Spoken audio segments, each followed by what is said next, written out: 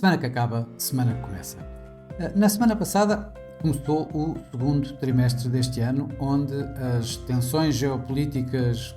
que verificaram no primeiro trimestre se mantêm, as expectativas em torno do timing do início de cortes de taxas de juros por parte dos principais bancos globais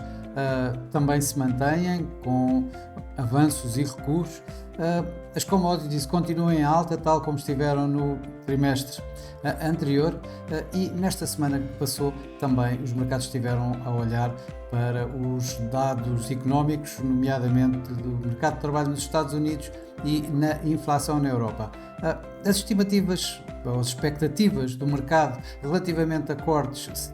em relação ao Banco Central Europeu e ao euro é mais ou menos unânime a ideia de que poderemos ter já como quase assegurado um primeiro corte de taxas de juros em junho. Já o mesmo não acontece na Reserva Federal, e esta semana tivemos bastantes responsáveis da Reserva Federal a falar relativamente, a dar os seus comentários exatamente sobre esse tema, em que se alguns, muito poucos, ainda referem junho como a probabilidade de um primeiro corte de taxas de juros, já a grande maioria limita-se a falar de que alguns durante este ano vão existir cortes, outros que provavelmente serão 3 cortes, mas ainda os há que apontam para a possibilidade de nem haver qualquer corte de taxa de juros este ano. Ora, isso acabou por dar aqui assim bastantes avanços e recuos relativamente às estimativas do mercado para cortes de taxa de juros no mais curto prazo. Os mercados estiveram a olhar também para os dados que foram saindo, nomeadamente da inflação na Europa, que mostrou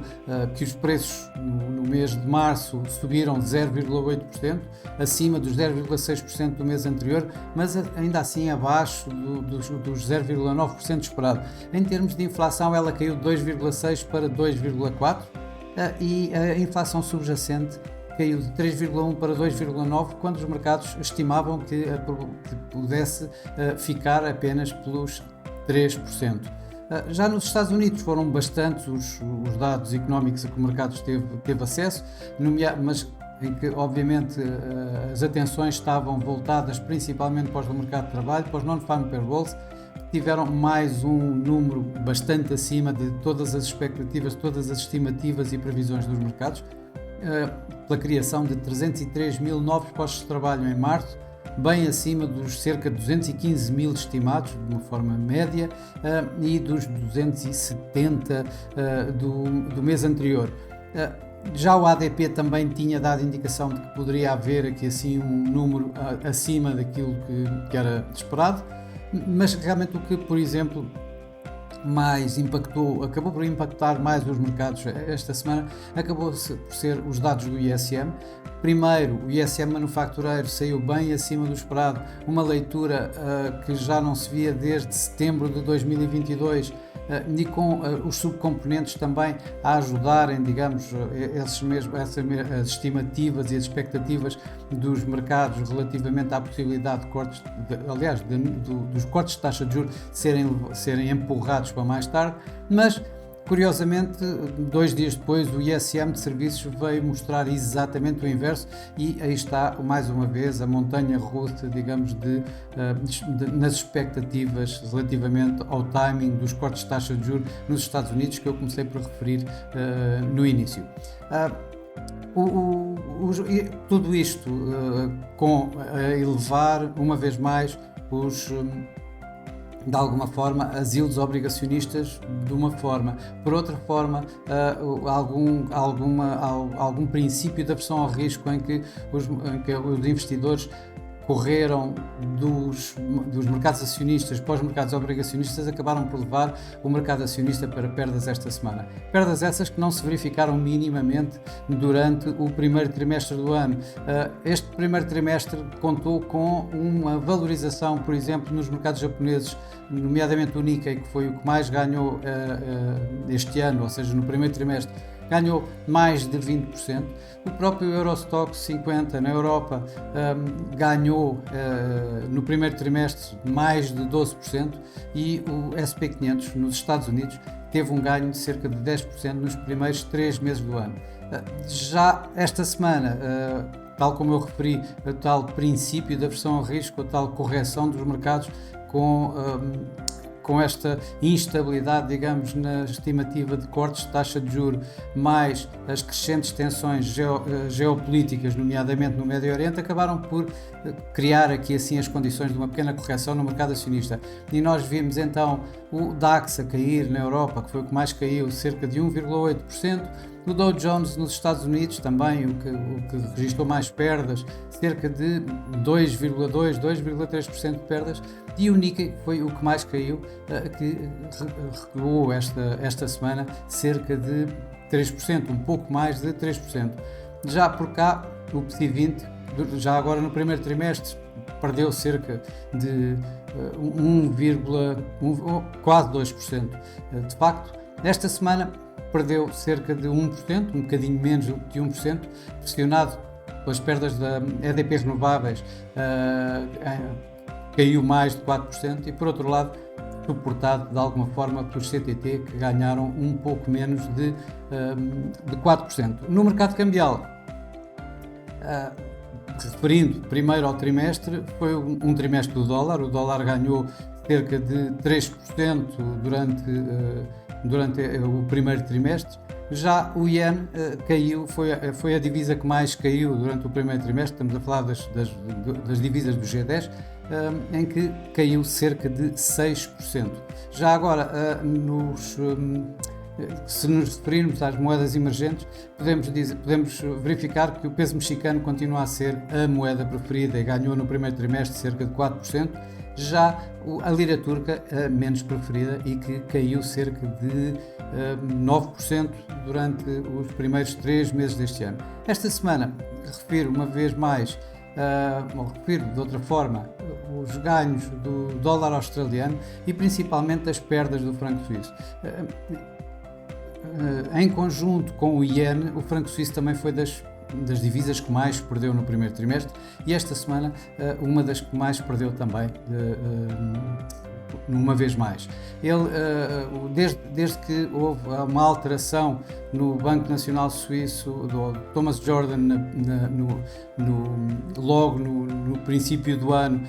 relativamente às intervenções cambiais que vai fazendo para controlar a inflação, e que disse que começou a estar dos dois lados, ou seja, a comprar e a vender francos suíços, e não só a comprar francos suíços como tinha sido no último ano. O franco suíço começou a cair.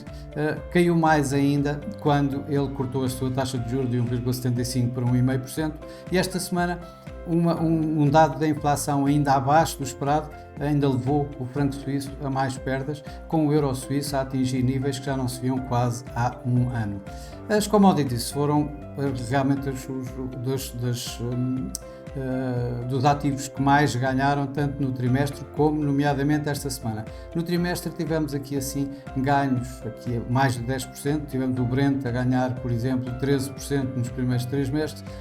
primeiros 3 meses do ano, e o ouro a ganhar cerca de 8%. Já só esta semana, e apenas esta semana, logo a primeira semana do segundo trimestre, tivemos o WTI a ganhar cerca de um bocadinho mais de 4%,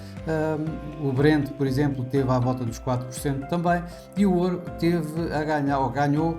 quase 5%, temos aqui 4,78% nos ganhos do ouro, isto com instabilidade a continuar, o que dá aqui assim algum suporte às commodities em geral, ainda com as estimativas de cortes de taxa de juros que continuam a apoiar de alguma forma estes ganhos do ouro, em conjunto com as compras dos bancos centrais, nomeadamente na Índia e na China, que vão dando suporte e vão impulsionando o preço do ouro em alta. Ora, a próxima semana vai ser uma semana onde vão voltar os bancos centrais, as reuniões dos bancos centrais, onde vamos ter mais dados da inflação nos Estados Unidos e onde vamos ter mais discursos e mais comentários dos responsáveis da Reserva Federal relativamente às taxas para tentar, de alguma forma, uma orientação futura sobre os cortes de taxas de juros a aí virem. Ora, primeiro, os mercados vão começar a olhar para a inflação, vai ser o grande número da semana em termos de dados económicos. É suposto, ou espera-se, que mostre um aumento dos preços em março de 0,3%, abaixo dos 0,4% do mês anterior, levando a inflação a subir de 3,2% para 3,4% e a inflação subjacente a cair dos 3,8% para os 3,7%. Obviamente que, em conjunto com isto, vão haver imensos comentários, imensos discursos de mais responsáveis da Reserva Federal que estão a falar, provavelmente esta semana, nas últimas vezes, antes do período de silêncio que precede a reunião da Reserva Federal, que irá ser dentro de 2 semanas aproximadamente. Mas os mercados, obviamente, vão estar a olhar para os bancos centrais esta semana, uma vez mais, nomeadamente e principalmente o Banco Central Europeu, onde, obviamente, não é esperado outra coisa que não seja a manutenção da atual política monetária e das taxas de juros. No entanto, o mercado vai estar bastante atento e vai querer ver se Christine Lagarde vai reafirmar a sua intenção de cortar taxas em junho e já agora quanto de corte de taxas de juros, já que há especulações que esse corte poderá chegar aos 50 pontos base e provavelmente o mercado vai querer ver a reafirmação desse corte em junho e já agora uma transparência sobre qual será o valor a cortar. Obviamente também vão olhar para outros bancos centrais, não talvez com o mesmo peso, mas vamos ter ainda as decisões do Banco do Canadá e do Banco Central da Nova Zelândia, em que deverão manter as suas taxas respectivamente a 5% e a 5,5%. Bom, mas por hoje é tudo, por esta semana é tudo. Desejo a todos bons negócios, uma boa semana e para a semana cá estarei com mais uma Semana que Acaba, Semana que Começa. Até lá!